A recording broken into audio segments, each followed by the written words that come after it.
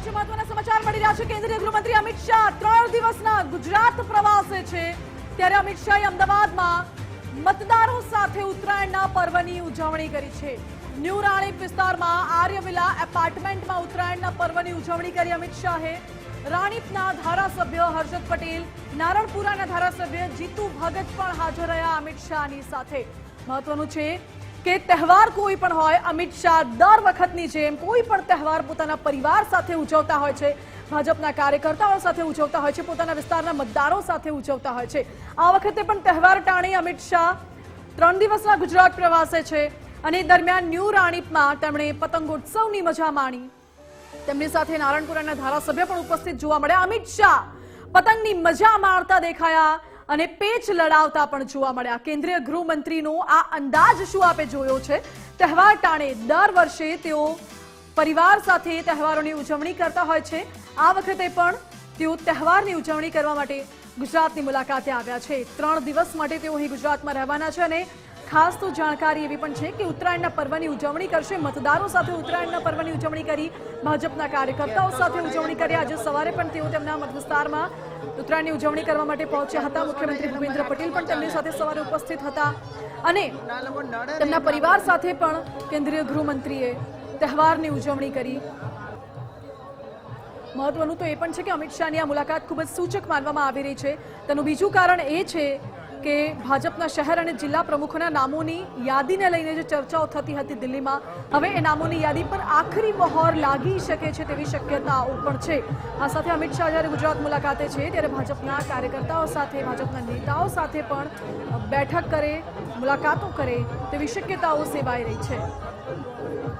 જોકે અમિત શાહ જ્યારે ઉત્તરાયણની ઉજવણી કરવા માટે પહોંચ્યા હતા ત્યારે આસપાસના લોકોમાં, મતદારોમાં પણ ઉત્સાહનો માહોલ જોવા મળ્યો હતો। દર વર્ષની જેમ આ વર્ષે પણ અમિત શાહે ઉત્તરાયણ અમદાવાદમાં ઉજવી છે। આ દ્રશ્યો જે આપ જોઈ રહ્યા છો તે ન્યૂ રાણીપ વિસ્તારના છે, જ્યાં આર્યવિલા એપાર્ટમેન્ટમાં તેમણે ઉત્તરાયણના મહાપર્વની ઉજવણી કરી।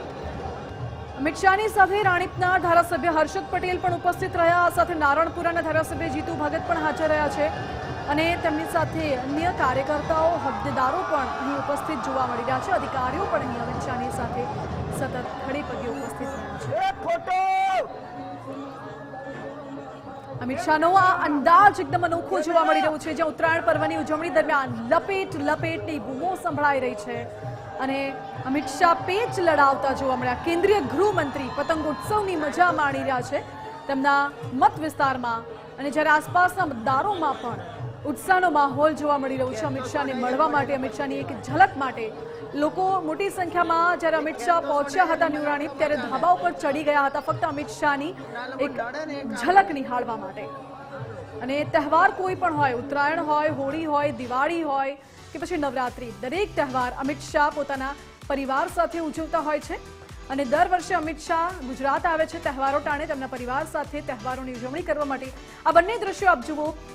એક તરફ અત્યારના રાણીપના દ્રશ્યો, જ્યારે અમિત શાહ રાણીપમાં પહોંચ્યા હતા અને રાણીપના આર્યવિલા એપાર્ટમેન્ટમાં તેમણે ઉત્તરાયણના પર્વની ઉજવણી કરી, જ્યારે આજે સવારે તેઓ મેમનગર વિસ્તારમાં પહોંચ્યા હતા અને મેમનગરમાં પણ પતંગના પેચ લગાવી તેમણે ઉત્તરાયણની ઉજવણી કરી હતી। તેમની સાથે ભાજપના કાર્યકર્તાઓ પણ જોવા મળી રહ્યા છે। મુખ્યમંત્રી ભૂપેન્દ્ર પટેલ પણ તેમની સાથે મેમનગર ખાતે ઉપસ્થિત રહ્યા હતા, જ્યાં અમિત શાહે ઉત્તરાયણના મહાપર્વની ઉજવણી કરી છે।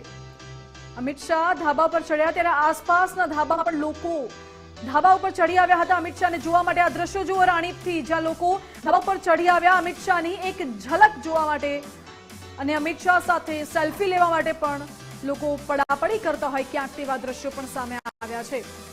જોકે આ તરફ અમદાવાદ મહાનગરપાલિકાના મેયર, સ્ટેન્ડિંગ કમિટી ચેરમેન, તમામ લોકો પણ અમિત શાહને આવકારવા માટે પહોંચ્યા હતા, જ્યારે અમિત શાહ ઉત્તરાયણના મહાપર્વની ઉજવણી કરવા માટે પહોંચ્યા।